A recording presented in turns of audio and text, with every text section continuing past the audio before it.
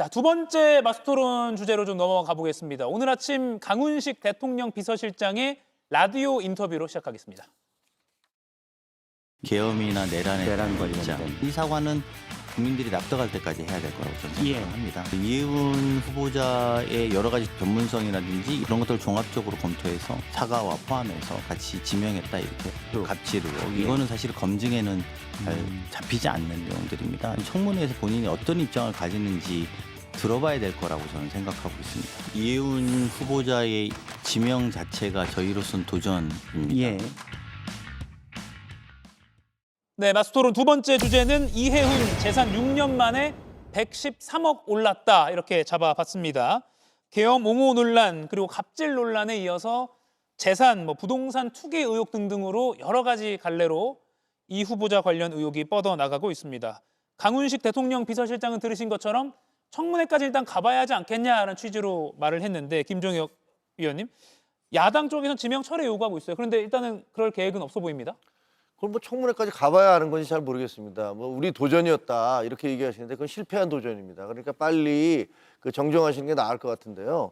지금 이해훈 씨 같은 경우는 그 이전에는 이제 갑질, 소리 지르고 이런 것들 때문에 문제가 됐지만 더 뭐가 막 불거져 나오고 있잖아요. 미국에서 부부가 유학을 하고 있는데 서울에 있는 상가를 5채를 샀어요.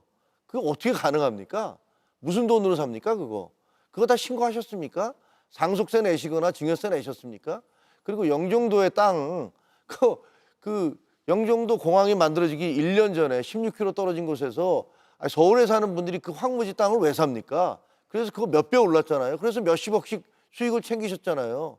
그리고 2006년도에 재산이 65억인가 그랬는데 지금 10년 사이에 그게 175억인가? 이렇게 늘어났습니다. 대한민국에서 저렇게 재테크 잘한 분들이 있을까요? 뭔지 잘 모르겠어요. 근데 저런 걸 보면서 저렇게 뭔가 공익적이지 않은 일들을 하는 것으로 보이는, 투기를 한 것으로 보이는 분이 대한민국의 나라 살림을 책임지는 곳간을 열쇠를 맡겨요? 저분은 그러면 자기가 어디다 투자할지 다 손바닥 보듯이 알고 있을 거 아닙니까? 그럼 그 주변에 땅 조금씩만 사놓으면 아마 한 5년, 10년 지나면 몇 배씩 올라가 있겠네요. 그렇게 되면 되겠습니까? 그래서 저는 이거는 무엇보다도 민주당이 주장해오던 정의, 형평, 평등 이런 것과 완전히 안 맞습니다. 근데 왜 이걸 질질 끌고 가겠다는 겁니까? 예. 도전이니까 실패한 도전입니다. 지난주에 홍익표 전 원내대표께서 청문회가 중요하다라고 말씀하셨는데 그 상황이 올까 이제 그걸 의심하는 시국이 됐습니다. 네, 청문회는 갈 것 같습니다. 예. 이미 대통령실의 의지가 오늘 비서실장 통해서 드러났고 예. 민주당도 현재 내부 분위기로 봐서는 대통령의 인사권을 존중한다 이런 분위기이기 때문에 청문회까지는 간다 이런 분위기인데 다만 내부적으로 약간 엇갈리긴 있어요. 그러니까 과연 최근에 또 민주당이 여러 가지 안팎으로 도덕성 문제와 관련돼서 좀 논란이 많이 있지 않습니까? 그러다 보니까 민주당이 이 도덕성 문제에 대해서 적극적으로 방어할 수 있겠느냐라는 우려가 하나 있고요.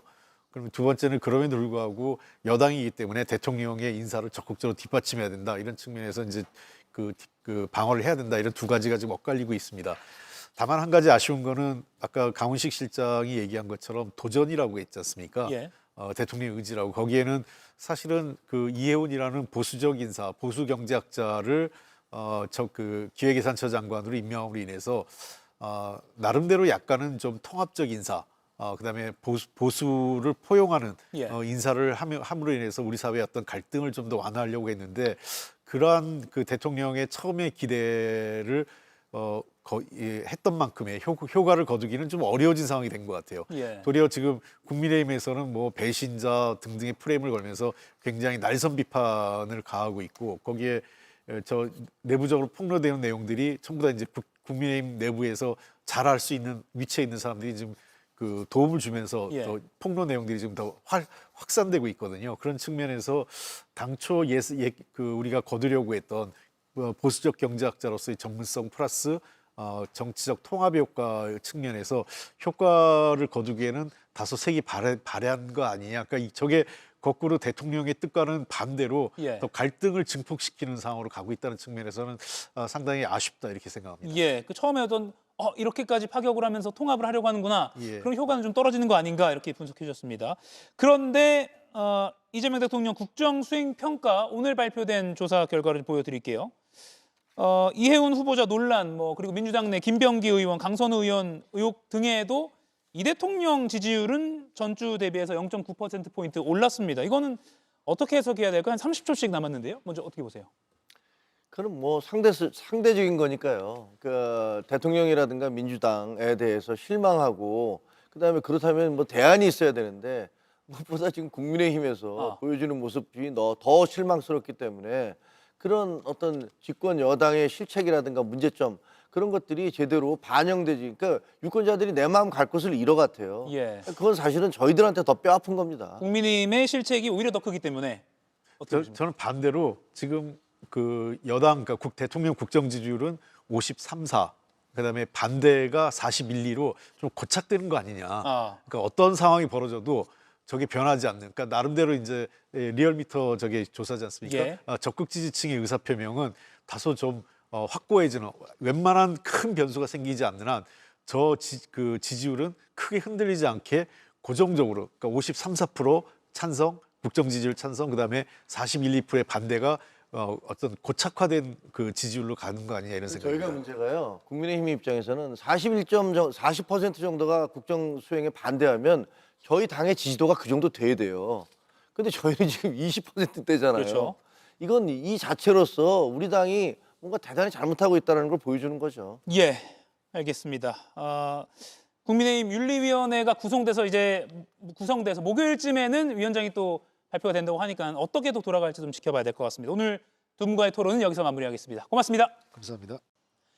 이가혁 라이브를 시청해 주셔서 고맙습니다. 이가혁 라이브는 평일 오후 5시 TV와 유튜브로 실시간으로도 함께 하실 수 있습니다.